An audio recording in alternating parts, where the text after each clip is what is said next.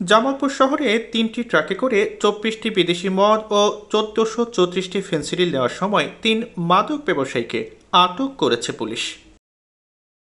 বৃহস্পতিবার বিকেলে শহরের জামালপুর দেওয়ানগঞ্জ সড়কের মেডিকেল কলেজের সামনে তাদের আটক করা হয়। পরে রাত ১০টার দিকে সদর থানা চত্বরে এক প্রেস ব্রিফিংয়ে এই তথ্য জানানো হয়।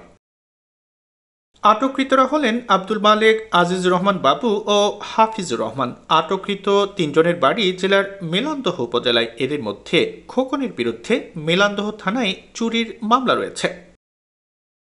জেলা পুলিশের অতিরিক্ত পুলিশ সুপার মাসুদ আনোয়ার বলেন যে আটককৃতরা এই মাদক কোত্থেকে নিয়ে এসেছে এবং কোথায় নিয়ে যাচ্ছিল সেই বিষয়ে জিজ্ঞাসাবাদ করা হচ্ছে।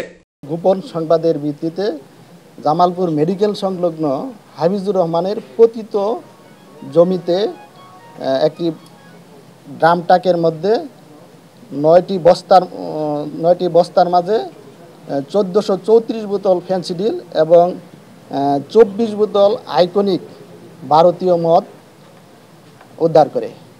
এ সময় ৩ জনকে গ্রেপ্তার করতে সক্ষম হয় এবং একজন পালিয়ে যায়।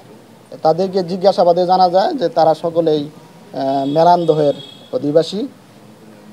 এই ব্যাপারে পুলিশের তদন্ত কার্যক্রম অব্যাহত আছে এবং এটা মাদকের উৎসটা কোথায় এবং মাদক কোথায় যাবে তাদেরকে জিজ্ঞাসাবাদের মাধ্যমে আমরা প্রকৃত সত্য উদ্ঘাটন করতে সক্ষম হব।